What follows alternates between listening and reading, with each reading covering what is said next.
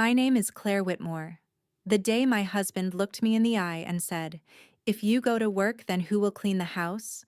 was the day something in me snapped. It wasn't the words alone, though, they were sharp enough, but the way he said them. As if my value began and ended with the shine on the kitchen counters and the folded laundry in the drawers. Trust me, you'll regret skipping this story. So before you sit back and listen, take a moment to like the video and subscribe to Grace's Truth. Now get in the mood to listen to this story because it might be the ultimate sweet revenge. I had been married to David for nearly 18 years, and in that time my life had slowly shrunk into a routine that revolved around his comfort.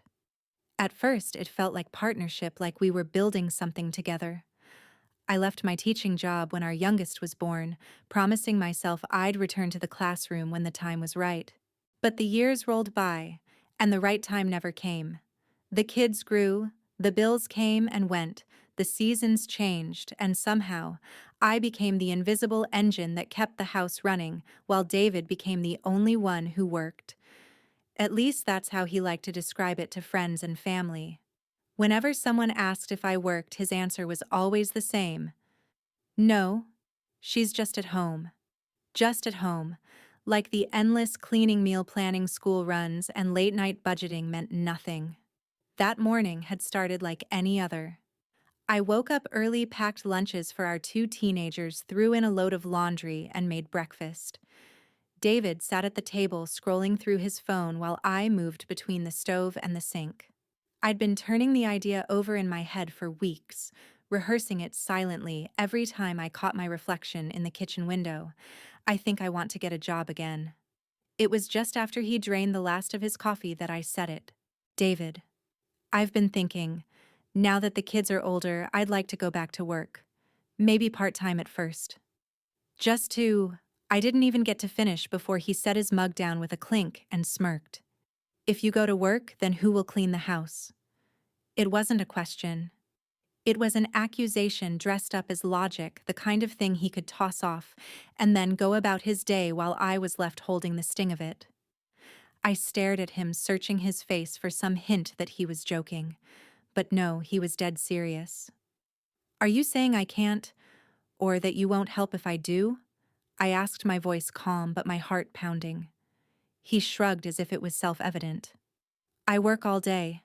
The house is your job. If you go off to work, who's going to do yours?" "My job." That's what he called it. Not our home, not our shared responsibility, but my job. I felt a heat rising in my chest, anger mixed with something else, something sharper. A flicker of defiance that I hadn't felt in years. It wasn't like I'd been sitting idle all these years. If anything, I'd been running on a treadmill that never stopped. Groceries didn't magically appear in the fridge. Clothes didn't wash themselves. Birthdays didn't plan themselves. Every small detail of our lives, the ones he never noticed, ran through my hands. And yet, here he was, reducing me to a maid with no ambitions beyond the four walls of our kitchen. I didn't argue. Not that morning. I'd learned over time that open confrontation with David usually led to circular arguments where he'd twist my words and leave me feeling like I was the unreasonable one. Instead, I smiled, not because I agreed, but because I knew this wasn't the end of the conversation. It was the beginning of something. As he left for work, I stood at the window watching his car pull out of the driveway. The sunlight caught the dust motes in the air, and I suddenly noticed how quiet the house was. It wasn't the peaceful kind of quiet. It was the kind of quiet that swallows you whole if you stay in it too long. I thought back to who I used to be, the Claire who stood at the front of a classroom marker in hand eyes bright with purpose. I remembered the way my students would light up when they understood something for the first time, the way I used to come home tired but proud. I missed that woman. Somewhere along the way, she had been buried under 1,000 small sacrifices. David's words replayed in my head all day. They didn't just insult me, they revealed exactly how he saw me. And I realized something important: he wasn't going to give me permission to change. If I wanted a different life, I'd have to take it. That night when he came home, the house was as spotless as ever. Dinner was on the table, the kids were finishing their homework, and everything looked exactly the way he liked it. But inside me, something had shifted. I no longer saw this spotless house as proof of my worth. I saw it as proof of how much I had given up. As we ate, he talked about his day, the usual mix of office politics and client drama. I nodded, smiled in the right places, but my mind was already moving ahead. I didn't know exactly how I would do it yet, but I knew one thing: the next time I brought up going back to work, I wouldn't be asking. That night, lying in bed beside him, I stared at the ceiling and felt that flicker of defiance grow into a steady flame. David thought I'd let his words end the conversation. He had no idea they had just started a war. The next morning, the house felt heavier than usual. It wasn't the kind of heaviness that came from clutter or undone chores. It was the weight of knowing exactly how my husband saw me. I walked through each room like I was seeing it for the first time, every polished surface and neatly arranged cushion, a reminder of how much of myself I'd poured into maintaining this place. The kitchen was spotless, but there was no joy in it. The dining table gleamed, but no one ever seemed to notice unless there was dust. Even the smell of lemon cleaner, once satisfying to me, now felt like a chain around my neck. I realized something unsettling: this home I'd cared for so diligently had begun to feel like a cage. I had built my days around a rhythm that left no room for me. Up before dawn to pack lunches, laundry cycling before breakfast, errands squeezed in between drop-offs and pickups, dinner prepped by mid-afternoon. By the time the sun set, I was too tired to think about anything except what needed to be done tomorrow. It wasn't that I hated caring for my family, I loved them. But somewhere along the way, my life had been reduced to background noise, a hum of quiet labor that nobody acknowledged unless it stopped. When I was younger, I thought being a good wife meant giving my all without expecting anything in return. I thought love meant sacrifice. And maybe in some ways it does. But I never imagined it meant sacrificing myself. I paused in the hallway, looking at the framed family photos lining the wall. There was one from our early years, David and I at the beach, my hair windswept, my cheeks flushed from the sun. I looked happy. And I was. Back then, he had admired my drive, my passion for teaching, the way I threw myself into every lesson plan. Now it felt like he admired me most when I was silent, busy, and invisible. Later that day, I had coffee with my friend Melissa. We'd been friends since college, though our lives had taken different paths. She had stayed in the workforce after having kids, juggling her career and home life with a kind of grace I envied. "You've been quiet," she said after we'd caught up on the usual gossip. I hesitated before answering. "David doesn't want me to work." I told him I was thinking about going back, and well, he basically said I should stay here and keep the house clean. Her eyebrows shot up. "He said that?" "Exactly like that." Melissa set her coffee down with more force than necessary. "Claire, that's not okay. You know that, right?" I gave a small, humorless laugh. "I know. But it's easier for him if I stay here. He doesn't have to change anything." "And what about you?" she pressed. "What's easier for you?" That question hung between us. I didn't have an answer. Not because I didn't know, but because I'd been avoiding it. The truth was, nothing about this was easy for me anymore. When I got home, I sat at the dining table with a pen and notebook and started writing down everything I did in a day. Not just the big things, the little things, too. Washing the coffee pot, paying the electric bill online, scheduling dentist appointments, refilling prescriptions, picking up dry cleaning. By the time I was done, the list filled 3 pages. I stared at it, my hand cramping from writing, and realized something: I was already working 2 full-time jobs. I just wasn't getting paid or respected for either. That night, after the kids had gone to bed, I handed David the list. "I just want you to see what I actually do around here." He glanced at it, skimmed a few lines, and smirked.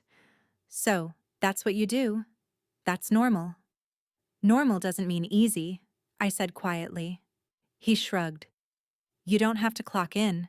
You don't have a boss breathing down your neck. You can take a nap if you want to. Sounds easier than what I do. It was like he hadn't heard a word I'd said. Or maybe he just didn't care.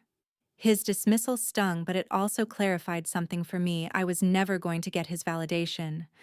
If I wanted to reclaim my life, it wasn't going to happen with his blessing. That night, lying in the dark, I realized the house wasn't the only thing that had become a cage. Our marriage had too. And the longer I stayed silent, the smaller that cage would get. I woke up the next morning still thinking about that list I'd shown David. The pages were tucked away in a drawer now, but the words burned in my mind like a quiet manifesto of all I had been doing and all I had lost. As I poured coffee into my favorite mug, my eyes caught on a cardboard box tucked in the corner of the pantry. I knew what was inside without opening it: my old teaching supplies. I hadn't touched them in years. The box had followed us through 2 moves, gathering dust, its contents frozen in time like relics from another life. I pulled it out, kneeling on the cool tile floor as I opened the flaps. The smell hit me first: faint paper and dry markers, the scent of chalkboard erasers. Inside were lesson plans bound in colorful folders, a set of flashcards I had made by hand, and a coffee-stained copy of Charlotte's Web with notes scribbled in the margins. I ran my fingers over the pages, remembering the way I used to stand in front of a classroom, the hum of energy from 30 restless kids waiting for me to make the day interesting. Back then, I wasn't just a wife or a mother.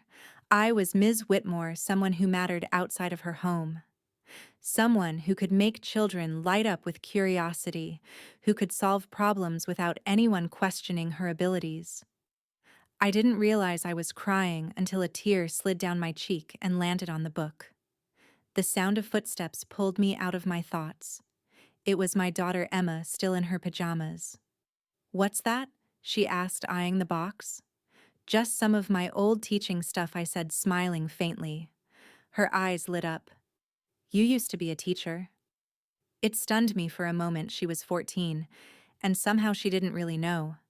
Sure, she might have heard it mentioned in passing, but to her, my life before motherhood was like a rumor, not a reality. "Yes," I said, my voice steadier now. "I loved it." She knelt beside me, flipping through the flashcards. "Why don't you do it anymore?" I hesitated, unsure how to explain the years of compromise and subtle discouragement the way I had told myself, "Just until the kids are older," until one day I realized I had stopped setting a date. It just wasn't the right time for a long while, I said finally. "But maybe now it could be." Emma smiled. "I think you'd be really good at it." Her words stayed with me all day. It was strange how hearing belief from someone else, even my own daughter, could shift the weight inside me. Later, after the kids were at school and David was at work, I sat down at the kitchen table with my laptop. I typed teaching jobs near me into the search bar, my pulse quickening as the results filled the screen. Some required certifications I'd need to renew, but there were a few that were more flexible: tutoring positions, after-school programs, even a part-time assistant role at a local elementary school. I bookmarked a few, but before I could get too far, my phone buzzed with a text from David. "Need you to take my suit to the cleaners today. Also, don't forget to pick up the kids after practice. Meeting's going late." I stared at the message, the cursor blinking on the screen in front of me. This was the rhythm of my life. Every time I reached for something of my own, there was always a pull back into his orbit. Instead of replying right away, I closed my laptop and decided to take a walk. I hadn't done that in months, walking just for the sake of being outside, not because I had an errand. The autumn air was crisp, and the trees lining the neighborhood were starting to turn shades of gold and red. With each step, I thought about how much I had let myself fade. I remembered the early years of our marriage when David used to brag about my intelligence, my independence.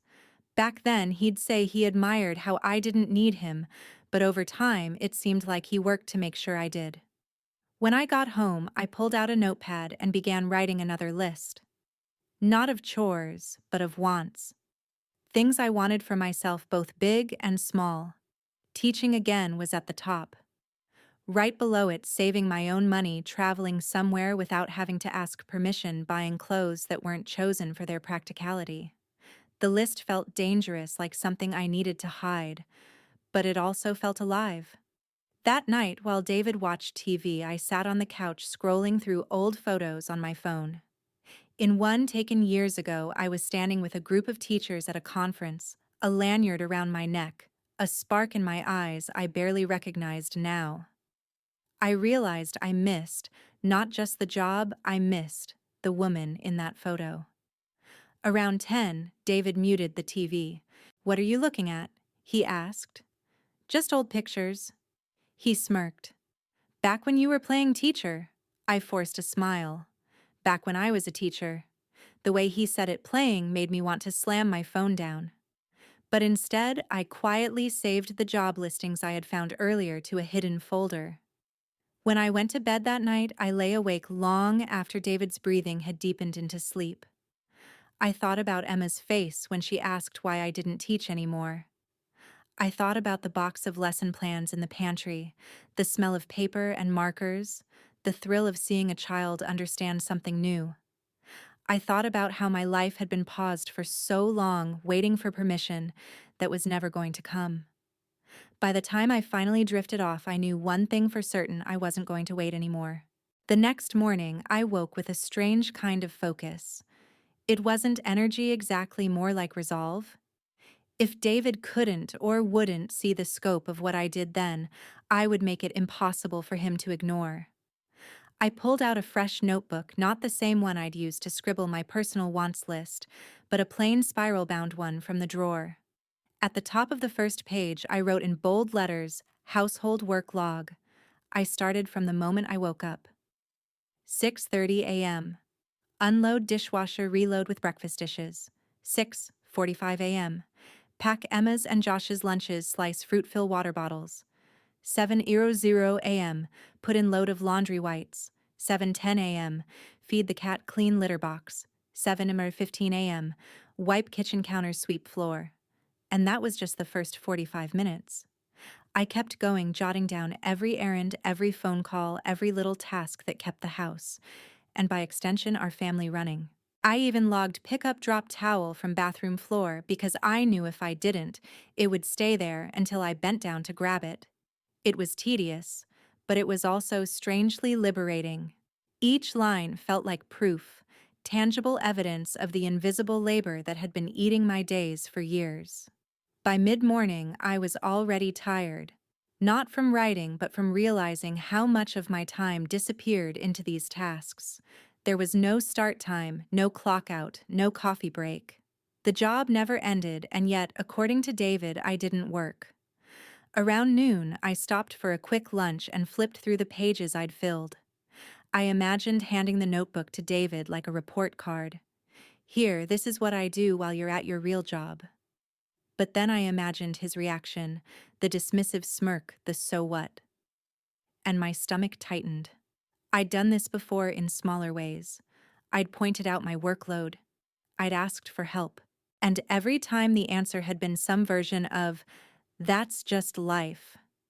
You're lucky you don't have to work outside the home." Still, something in me needed to see it laid out in black and white. This wasn't about convincing him, not yet. It was about reminding myself that I wasn't imagining the weight I carried. That afternoon, while waiting in the carpool line, I opened my laptop and searched for articles about invisible labor. The words on the screen felt like they'd been plucked from my own thoughts: how women's domestic work is undervalued, how unpaid labor supports entire households without recognition, how the mental load, the remembering, planning, anticipating, is as exhausting as the physical work. It was validating, but it also made me angry. Angry at the culture that normalized this, and angry at myself for letting it go on so long without a fight. When I got home, David was already there, sitting at the kitchen island with his laptop open. "Half day?" I asked. He didn't look up. "Meeting got canceled." "Did you get my suit from the cleaners?" "Yes," I said evenly. And I did about 50 other things. He glanced at me briefly, a flicker of annoyance in his eyes. Okay, thanks. I wanted to slap the notebook down in front of him right then, but I stopped myself. Timing mattered. If I showed him now, he'd see it as a challenge, something to win. Instead, I made dinner in silence, letting my thoughts circle around a plan. If I was going to get back into the workforce, I needed more than anger, I needed strategy. After the kids went to bed, I sat on the couch and flipped to a fresh page in the notebook. This time, I didn't log chores. I mapped out steps, refresh resume, research part-time teaching roles, tutoring gigs, and volunteer opportunities to rebuild experience. Renew teaching license, check state requirements. Apply for positions without telling David until I had an offer. The last one felt almost dangerous, but I knew it was necessary. If I told him too soon, he'd block me with arguments, guilt, or flat-out refusal. I'd been down that road before, and it always ended with me shelving my plans for now. The next day, I kept logging my chores, but now it was for me. Every scribbled line was a reminder that I already had the discipline, the organization, the time management skills to handle a job outside these walls. And if I could juggle all this without pay or recognition, imagine what I could do with a paycheck and a title again. A week into my log project, I noticed something small, but telling. I had stopped feeling guilty about the time I spent on my laptop looking at job boards. Before, I'd sneak those moments in between folding laundry or stirring sauce. Now I treated them like part of my plan, as necessary as vacuuming or scrubbing the sink. One evening, as I sat at the dining table revising my resume, David walked in and glanced at the screen. "What's that?" "Just updating my resume," I said, keeping my tone casual. He frowned. "For what?" "Nothing specific. Just keeping it current." He leaned against the doorway, arms crossed. "You don't need a resume. You're not looking for a job." I met his gaze. "Not yet." The look he gave me lingered, part suspicion, part annoyance, but he didn't push. He went back to the living room, muttering something under his breath. When I shut the laptop later that night, I felt something I hadn't felt in years: control. Small, maybe even fragile, but it was mine. By the time I had 2 full weeks of the household work log filled out, the notebook was thick with proof, pages upon pages of my daily reality. I didn't even bother writing in neat handwriting anymore. The point wasn't presentation, it was accumulation. I hadn't planned exactly when I would show David, but the moment came on a Sunday morning almost by accident. He was in one of his moods, the kind where he walked around the house like a foreman inspecting a work site, pointing out little things that needed doing. "The garage is getting messy again," he said while sipping his coffee. "There's a water ring on the coffee table. Are you going to trim those bushes out front?" Normally, I'd just nod and mentally add the tasks to my already overloaded list. But that morning, my patience snapped. Without a word, I went to the drawer, pulled out the notebook, and dropped it on the kitchen island in front of him. The sound of it hitting the counter was sharper than I expected. "What's this?" he asked, flipping it open. "My job description," I said. He skimmed the first few pages, his brows drawing together. "You've been writing down everything you do." "Yes." "For 2 weeks. Every load of laundry. Every phone call to the insurance company. Every errand, every meal, every mess I've cleaned up that no one else noticed. It's all in there." He let out a short, disbelieving laugh. "You make it sound like you're running a company." "I am," I said evenly. "A company with no pay, no benefits, and no days off." He kept flipping through the pages, but his expression had shifted from amusement to mild irritation. "Okay, but this is just normal stuff. Everyone has to take care of their home." "Not everyone," I said, my voice sharpening. "Not in this house. In this house, it's just me."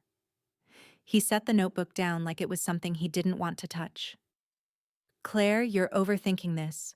You don't have to clock in. You're not stuck in an office. You've got it easier than most people." There it was. The dismissal I had expected, the same tired line I'd heard for years. Easy, I repeated, my voice low but firm. You think it's easy to do everything you see in that notebook and still be treated like I'm doing nothing. You think it's easy to know that if I wanted something for myself, you'd see it as a threat. His eyes narrowed. You're twisting this. I'm just saying, we have a good balance, and you seem determined to ruin it. I took a deep breath, steadying myself. It's not balance, when one person carries all the weight, David. He didn't answer. Instead, he pushed the notebook back toward me as if returning a bill he refused to pay. If you're that unhappy, maybe you should rethink how you're spending your time. I slid the notebook back into the drawer without breaking eye contact.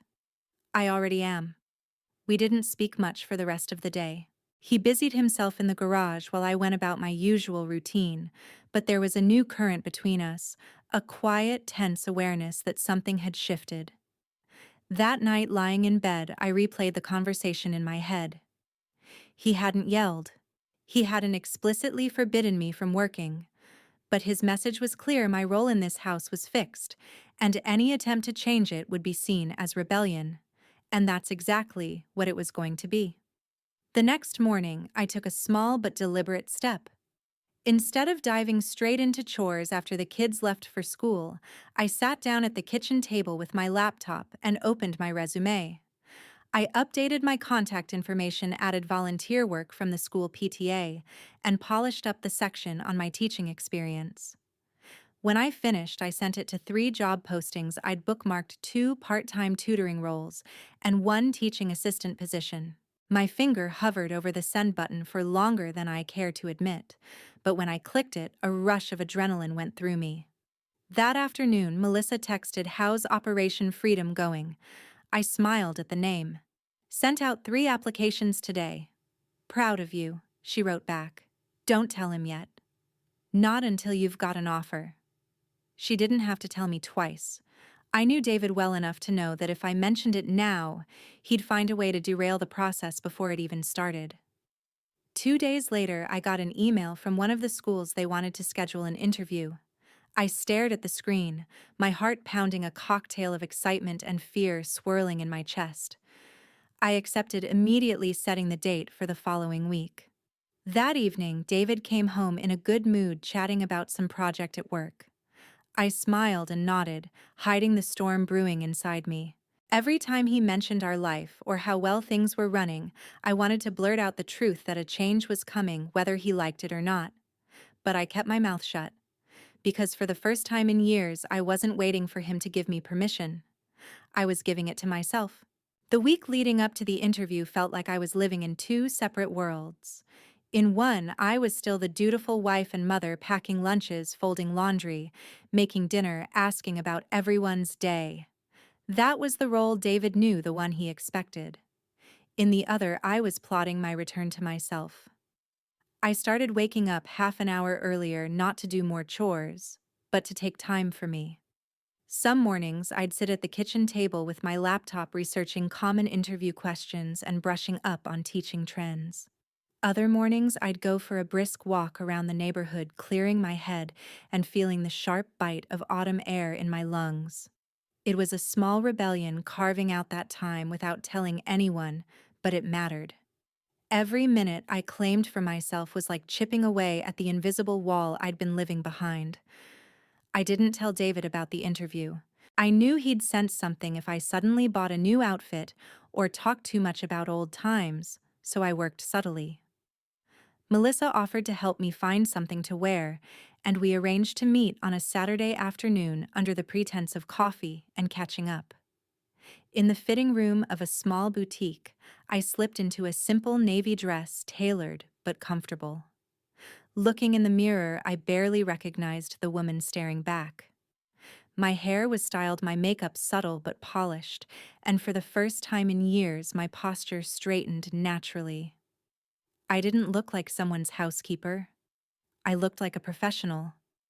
"You look like you're about to walk in there and own the place," Melissa said, grinning. I smiled, but there was a catch in my throat. "It feels good," like I remember who I am. Back home, I hid the dress in the back of the closet behind a row of winter coats. David was in the garage tinkering with something, and I used the moment to slip away unnoticed. That night, over dinner, he asked casually, "So what did you do today?" "Just ran some errands with Melissa," I said, keeping my tone light. "Errands? Like what?" "Oh, just shopping coffee. Nothing exciting." He didn't press, but I could tell from the slight narrowing of his eyes that he suspected there was more. Still, he didn't push, and I didn't offer. The morning of the interview, I told David I had a school volunteer meeting, not a total lie, since the school in question was indeed the one I might be working at. He barely looked up from his phone when I left. Walking into the school building, my heels clicking softly against the polished floor, I felt a rush of nerves and excitement. The smell of crayons and floor cleaner hit me instantly, pulling me back to a time when I'd lived in this world every day. The interview went better than I could have hoped. The principal, a warm woman named Mrs.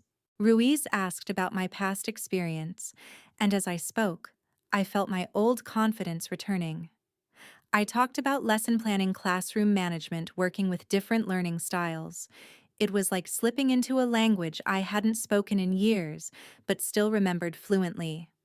When she asked why I wanted to return to work now, I paused for a moment before saying, "Because I miss making a difference outside my home. I love my family, but I believe I have more to give and more to teach." Mrs. Ruiz smiled. "That's exactly the kind of passion we're looking for." By the end, she told me she'd like to offer me the position part-time, with the possibility of going full-time later. My heart pounded, but I kept my expression calm, thanking her and asking for a day to think it over. On the drive home, I gripped the steering wheel tightly. I already knew I was going to accept. The question wasn't if, it was how I would tell David. That night, I decided to test the waters. As we sat watching TV, I said I was thinking, what if I took on something part-time, just a few hours a week? He didn't even glance away from the screen. "We've talked about this. It's not practical." "Practical for who?" I asked. "For all of us," he said, as if it were obvious. "The kids. The house dinner on the table, all that's on you. If you start working, what happens to that?" I bit back the urge to say, "Maybe you could help." Instead, I just said, "Maybe we could figure something out." He finally looked at me, his expression sharp. "I don't want to figure something out. I like things the way they are."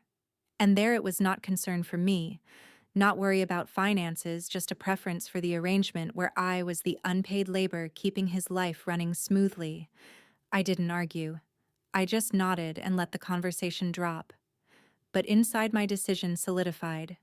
I wasn't asking him anymore. The next day, I emailed Mrs. Ruiz to accept the offer. My hands trembled as I hit send, but the rush of relief that followed was undeniable. David thought he knew exactly who I was and where my limits were. He was about to find out just how wrong he was. The email confirming my start date came 2 days later. Mrs. Ruiz's warm tone made me smile, but I also felt a knot of tension in my stomach. It was official, I was going back to work. And David still didn't know. For the next week, I lived in a strange limbo. I moved through my days as if nothing had changed, cooking his favorite meals, folding his laundry just the way he liked, laughing at the right moments during dinner. But inside, I was counting down the days until my first morning walking into that school, not as a volunteer or a parent, but as staff. Melissa called one evening while I was loading the dishwasher. "So, have you told him yet?" she asked. "Not yet," I said, lowering my voice. David was in the living room watching TV. "I'm waiting until the night before. That way he can't drag it out into an argument for weeks." Melissa chuckled. "You're playing chess, not checkers." "I like it." But I wasn't completely confident. David had a way of making me doubt myself, of twisting things until I felt like I was the selfish one. I knew that when I told him, it would be a battle not just about the job, but about control. 3 days before my start date, something happened that made me even more certain I couldn't keep living like this. It was a Friday evening and I'd just finished scrubbing the kitchen after dinner. David was stretched out on the couch, feet up scrolling on his phone. You know, he said casually, I was talking to Mike at work today. His wife stays home too, but she actually keeps the house in better shape than this. She even bakes bread every week. I froze the sponge, dripping soapy water into the sink. Excuse me. He looked up, oblivious to the warning in my voice. I'm just saying she manages to keep everything spotless and make homemade meals. You're busy, sure, but maybe stop. My voice was low, but it cut through the air like a blade. Do you have any idea what you're saying right now? He frowned clearly, confused by my reaction. I'm just making a comparison. It's not an attack. It is an attack, I said, my pulse pounding. You have no idea how much I do in this house, and the only thing you can think to do is tell me I'm not measuring up to some other man's wife. He rolled his eyes. You're being dramatic. That word dramatic hit me like a slap. I'd heard it before always when I was making a point he didn't want to hear. I walked into the living room, standing between him and the TV. I've had enough of this, David. Enough of being compared, enough of being told my work doesn't matter, enough of you thinking I'm here to make your life easy at the cost of my own. He sat up slowly, his expression tightening. What's going on with you lately? I took a deep breath, feeling the moment tip from preparation into action. What's going on is that I've accepted a job. I start Monday. For a second he just stared at me as if he hadn't heard. Then his face darkened. You did what I accepted, a part-time teaching position, I said, my voice steady. 3 mornings a week to start. You didn't even ask me. No, I said, meeting his gaze. I didn't. Because I knew you'd say no. His jaw clenched. You're right, I'd say no. Who's going to take care of the house? The kids' dinner. We will figure it out together. There is no we. If you do this, he said sharply, you're making a selfish choice, Claire. The words stung, but I didn't back down. No, David. For 18 years I've made choices that kept you comfortable. This one's for me. The silence that followed was thick and dangerous. Finally, he stood up, towering over me. If you walk out that door Monday morning, you're saying your family comes second. I swallowed, my heart pounding. If you think me working means my family comes second, then maybe you've never understood what family really is. We didn't speak the rest of the night. He slept on his side of the bed, facing the wall. I lay awake, staring at the ceiling, replaying every word, not with regret, but with the clarity of someone who has finally said what needed to be said. The next 2 days were tense, his silence a constant pressure in the house. But each time I thought about backing down, I pictured the classroom, the rows of bright-eyed kids waiting to learn. I pictured Emma and Josh seeing their mother stand up for herself. And I knew I couldn't give that up. Monday morning, I would walk out that door, whether David liked it or not. Monday morning came with a heavy stillness, the kind that made even the air feel cautious. I woke before the alarm, lying there in the quiet, listening to the soft hum of the refrigerator downstairs. Beside me, David was already awake, though he kept his eyes closed. I could tell from the way his breathing was too even, too deliberate. He knew what day it was. I slipped out of bed and padded to the bathroom, closing the door softly behind me. Hanging on the back of the door was the navy dress I'd hidden behind my coats. I pulled it on slowly, smoothing the fabric over my hips, watching my reflection in the mirror. I'd worn makeup the night before, so I'd be quicker this morning, just a touch of foundation, mascara, and a muted lipstick. It wasn't for David. It was for me. Downstairs, I brewed coffee and set the mug beside my laptop bag. The kids' lunches were already packed from last night. I had planned this morning like a military operation, knowing David might try to throw me off course. Sure enough, he appeared in the kitchen doorway, still in his pajama pants, his arms folded across his chest. So you're really doing this? I didn't look up from slicing an apple for Emma's lunch. Yes. You're walking out on your responsibilities. I set the knife down, carefully meeting his gaze. I'm walking towards something I've wanted for a long time. His voice hardened. Don't turn this into some inspirational poster quote. You're leaving me to pick up the slack. You're a grown man, David. You can make your own lunch, fold your own shirts. The kids can help too. It's not the end of the world. It is when everything falls apart because you're chasing some fantasy about going back to work. That word fantasy almost made me laugh. I thought about the years I'd spent keeping this house running like clockwork, the unpaid labor he took for granted, the dreams I'd shelved so he could live exactly the life he wanted. The only fantasy here was his belief that it would last forever. I zipped my bag. My job starts in an hour. We'll talk more tonight if you want, but I'm leaving now. He stepped aside, but didn't move far, forcing me to brush past him. Don't expect me to rearrange my life for this, he said quietly. I'm not, I replied just as quietly. But I am rearranging mine. The drive to the school was both nerve-wracking and exhilarating. My hands gripped the steering wheel tightly, my mind replaying his words, the way he'd stood there in the doorway like a sentry guarding his territory. But with every mile I put between us, the knot in my chest loosened. When I arrived, the building's front doors were propped open, letting in the crisp autumn air. Inside, Mrs. Ruiz greeted me with a warm smile. Claire, welcome. The kids are going to love you. Her confidence in me was like a bomb. For the first time in years, I felt like I belonged somewhere outside my own kitchen. The morning flew by in a blur of introductions, lesson planning, and little voices calling Ms. Whitmore like it was the most natural thing in the world. By lunchtime, I'd already helped 2 students grasp a tricky reading passage and guided another through a math worksheet without tears. I didn't think about David until I sat in my car afterward, the engine idling. My phone was dark, no missed calls, no messages. Part of me had expected an angry text or a guilt-laden update about something going wrong at home. The silence was almost worse. When I pulled into the driveway, his car was gone. The house was quiet, the kitchen exactly as I'd left it that morning. On the counter sat a single sticky note in his blocky handwriting. We'll talk tonight. The kids came home an hour later, chattering about their day. Emma noticed my dress immediately. You look nice. How was it? I smiled. It was exactly what I needed. Josh grinned.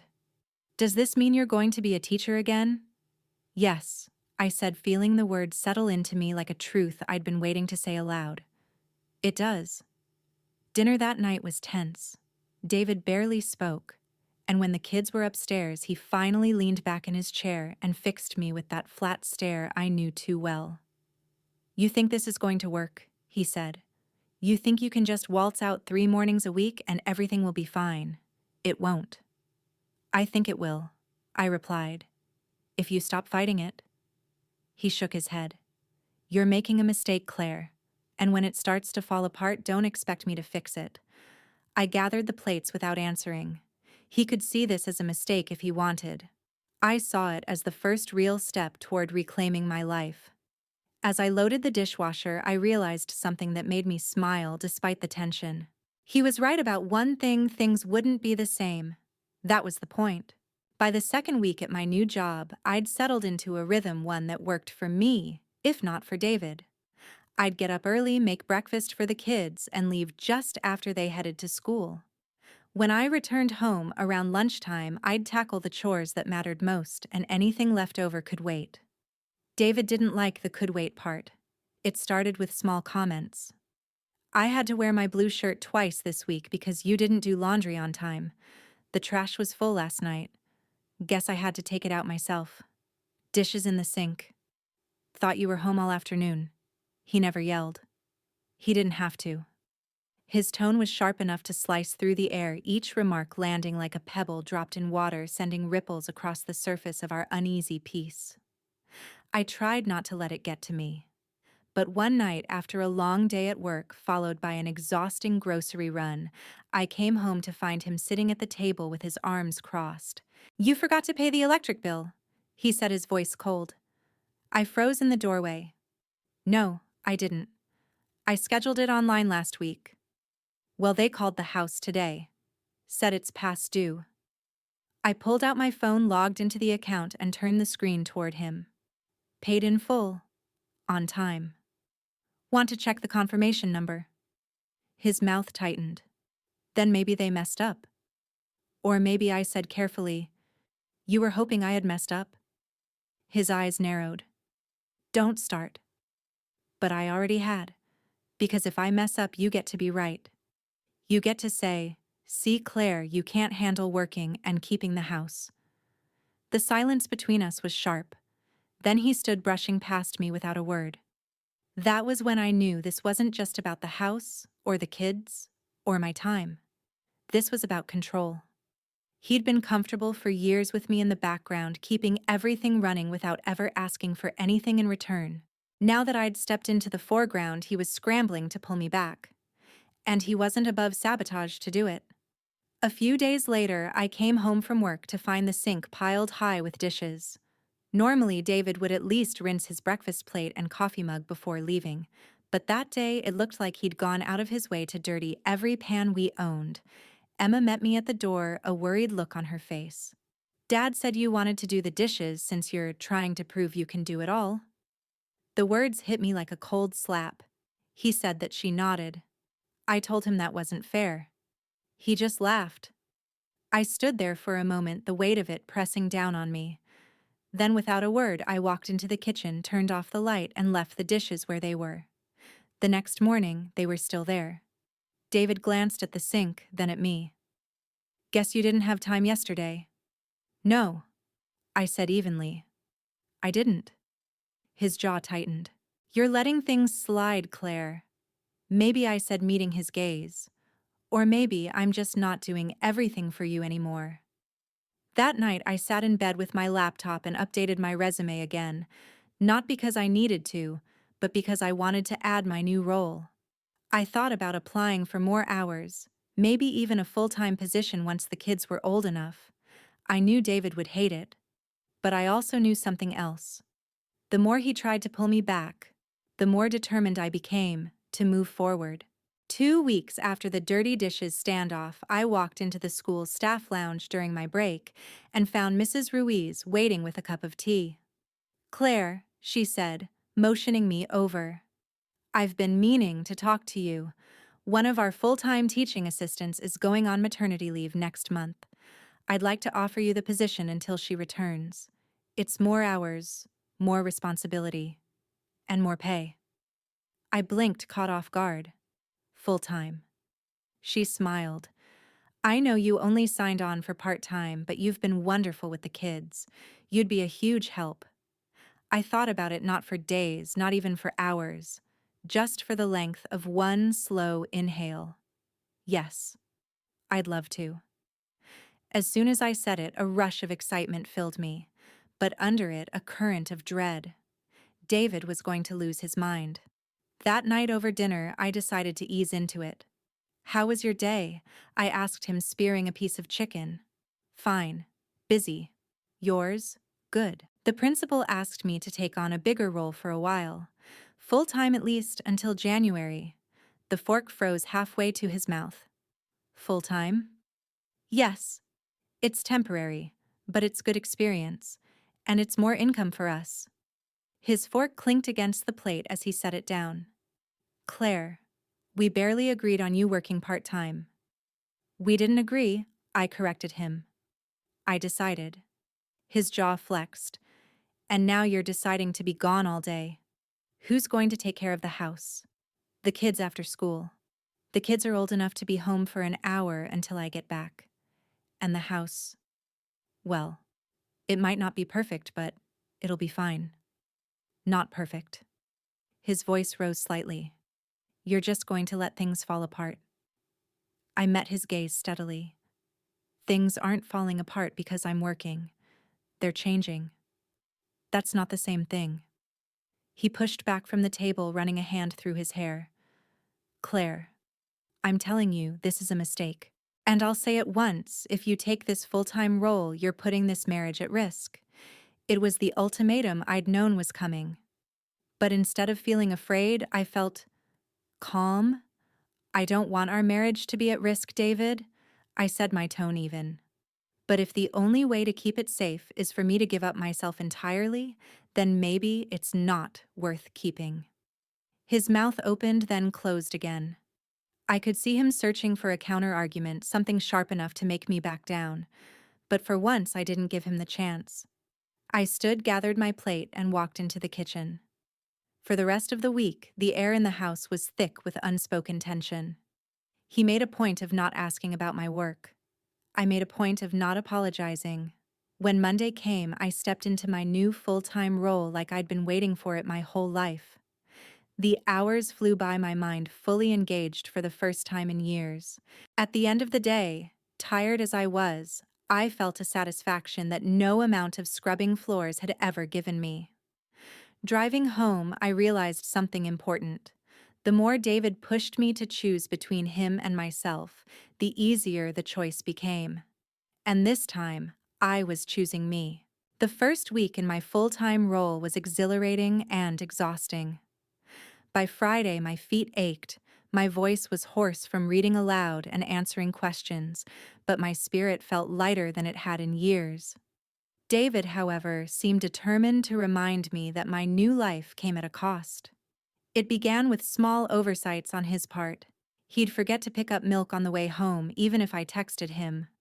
He'd leave piles of laundry in the washer so they'd sour overnight. He'd drop hints in front of the kids' comments like, "Guess we'll just have to get used to store-bought bread now," or "Don't leave that for Mom. She's too busy to care about the house anymore." At first, I ignored it, but it became clear these weren't slip-ups, they were tactics. One night after work, I came home to find the living room in complete disarray. Shoes scattered, snack wrappers on the coffee table, throw pillows tossed on the floor. Emma was upstairs studying, Josh was playing in his room, and David was stretched out on the couch watching a game. "Rough day?" I asked, trying to keep my voice neutral. "Not really," he said without looking up. "Then why does it look like a hurricane hit this room?" He smirked. "I figured you'd want to handle it. You know, keep the house the way you like it." I set my bag down slowly. "You mean the way you like it?" He turned to me, his expression smug. "Hey, if you want to work full-time, that's fine. But you don't get to just drop your responsibilities here." "My responsibilities." I echoed the words, tasting bitter. "That's right. You chose to take on extra work. Now you figure out how to balance both." I stared at him, really seeing him in that moment, not my husband, but a man who believed my time and energy existed solely for his benefit. "You know what, David," I said quietly. "I am balancing both. But I'm not cleaning up messes you make on purpose just to prove some point." He chuckled, a low, humorless sound. "You think you're winning something here? This is a game you can't win." The words stayed with me all night, looping in my head. Not because they scared me, but because they told me exactly what I needed to know, that to him this wasn't about our marriage or our family. It was about winning. And if it was a game, I could play too. Over the next week, I stopped reacting to his provocations. I focused on my work, on the students who lit up when they understood something new, on the colleagues who treated me like a valued teammate. At home, I did what needed to be done, nothing more. No extra baking, no elaborate dinners, no rushing to pick up after him. Melissa noticed the change when we met for coffee that Saturday. "You seem calmer," she said. "I've stopped trying to please him," I admitted. "I'm not fighting about it anymore. I'm just living my life." She smiled. "And how's that working out?" I thought about it. "Honestly, better than I expected." But there was one thing I hadn't told her, that I'd started quietly moving a small portion of my paycheck into a separate account. Just in case. Not because I was ready to leave, but because I wasn't willing to be trapped anymore. David might think I couldn't win this game. But the truth was, I was already changing the rules. The breaking point came on a rainy Thursday evening. I'd stayed late at school to help one of my students, a shy little boy named Lucas, prepare for a reading competition. By the time I pulled into our driveway, the rain was coming down in sheets. I was already rehearsing my apology to the kids for the late dinner. When I stepped inside, the house was dark, except for the glow of the TV in the living room. David was on the couch. His shoes kicked off an empty plate on the coffee table. "Where are the kids?" I asked, dropping my wet bag by the door. "Upstairs," he said flatly. "They made sandwiches." I glanced at the clock, almost 8. "You didn't make them dinner?" His eyes didn't leave the TV. "Not my job." I stared at him for a long moment. "So you let them fend for themselves just to make a point?" He muted the TV and finally looked at me. "The point is that you're gone too much. This house is falling apart." "This house," I said slowly, "is fine. What's falling apart is your grip on the way things used to be." His jaw clenched. "You think I'm just going to sit back and watch you put this family second?" "You mean putting you second?" I shot back. "Because that's what this is about. Not the kids, not the house. You." He stood, the tension in his shoulders like coiled wire. "Fine, let's stop pretending. Here's the deal. Claire quit the job. Go back to part-time or I'm done." The words hung in the air, heavy and final. I felt an odd stillness settle over me. No panic, no tears, just a cold clarity. "You're saying I have to choose between my marriage and myself. I'm saying I won't live like this," he said. I took a step closer, my voice quiet but steady. "Then maybe you won't have to." For a moment we just stared at each other, the rain pounding against the windows. I could see the shock flicker in his eyes, not because he thought I'd back down, but because for the first time, I didn't. I walked past him and headed upstairs to check on the kids. Emma was curled up with a book, Josh playing on his tablet. I smiled at them, forcing my voice to stay light.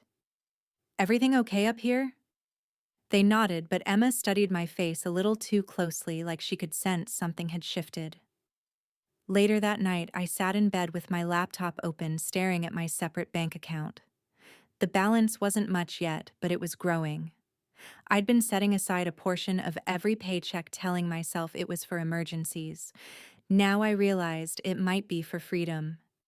David came into the room, his expression unreadable. He climbed into bed without a word, turning off the light. I lay there in the dark, listening to the rain ease into a soft drizzle. His ultimatum echoed in my mind, but instead of feeling trapped, I felt something else entirely, a quiet, unshakable certainty. He thought giving me a choice between him and myself would scare me into submission. What he didn't realize was that I'd already made my choice. After that night, David seemed convinced he'd rattled me enough to make me reconsider. He didn't bring up the ultimatum again, but his behavior shifted in a subtle, calculating way. He was overly polite at breakfast, asked about my day in the evenings, even made a point of clearing his own plate, small gestures, but I could feel the performative edge behind them.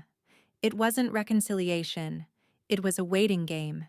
He thought I'd eventually crack, admit it was too much, and go back to the version of myself he preferred, the one whose world revolved around his.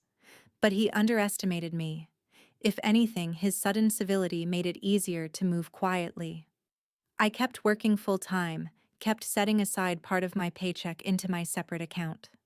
I started researching evening classes at the community college, not because I needed them for my teaching job, but because the idea of expanding my skills made me feel stronger, less dependent. I didn't tell him any of it. One Saturday morning, while David was out running errands, which usually meant lingering at the hardware store and chatting with his friends, I sat with Emma at the kitchen table, helping her with an essay for school. She hesitated halfway through a sentence and looked at me thoughtfully. "Mom, you seem different lately?" I smiled faintly. "Different, how, I don't know. Happier. Like you're not stuck." Her words hit me harder than I expected. "That's because I'm not, sweetheart. Sometimes you just have to remember you have choices." She nodded slowly, and I realized she was paying more attention than I'd thought to me, to David, to the shifts in our home. That knowledge added a new layer to my resolve. I didn't just want to win this fight for me. I wanted her to see what it looked like when a woman refused to disappear. That afternoon, while folding laundry, I found one of David's receipts in his jeans pocket dinner for two at a mid-range restaurant across town. The date was a Thursday night he'd claimed to be working late. I stared at it for a long moment, my mind running through possibilities, each one uglier than the last. When he came home, I didn't mention it. Not yet. Instead, I tucked the receipt into my wallet, a silent reminder that I wasn't the only one changing. That night, I withdrew a little more than usual from my paycheck, enough to cover a month's rent somewhere small if I needed it. As I slid the money into my account, I felt the balance shift from emergency fund to escape plan. By the end of the month, I knew I'd have enough to stand on my own if I had to. And if David thought I was bluffing about walking away, he was in for a shock. Because I wasn't just preparing to survive without him. I was preparing to thrive. The receipt burned a hole in my wallet for 3 days. Every time I opened it to pay for groceries or gas, my fingers brushed the paper, and the knot in my stomach tightened. I told myself I needed to be sure before I confronted him, but deep down I already was. It was Thursday evening when the chance came. I'd just gotten home from work, the kids were upstairs, and David was in the kitchen pouring himself a drink. I pulled the receipt from my wallet and set it on the counter between us. "Want to tell me about this?" His eyes flicked down, then back up, his expression carefully blank. "It's a dinner receipt." "I can read, David." "I'm asking who you were with." He took a slow sip from his glass. "A client. We talked business." On a Thursday night at a restaurant across town, he shrugged. "It's not a crime to have dinner with a client." "No," I said, my voice low, "but it's interesting how your client dinners never show up on the calendar and you're not exactly dressed for work when you come home after them." His jaw tightened. "You're imagining things." "Am I?" I held his gaze, refusing to look away. "Because if there's something I should know, this is your chance to tell me." He set the glass down with a sharp clink. "What I should know is that my wife is suddenly suspicious, defensive, and barely around. You've changed, Claire, and not in a good way." I almost laughed, the audacity of it turning this on me. "Yes, I've changed. I've stopped living my life as an extension of yours. I've stopped making myself small so you can feel big." He stepped closer, his voice dropping. "Careful. You keep pushing like this and there's no going back." I met his stare evenly. "I'm counting on it." The silence between us stretched thick with all the words we weren't saying. I could feel the finality in it, the quiet click of a door closing somewhere inside me. That night, after everyone was in bed, I sat at my laptop and filled out a rental application for a small 2-bedroom apartment about 15 minutes from the school. I didn't hit submit, but it was ready. Just like I was. The next morning, David acted as if nothing had happened.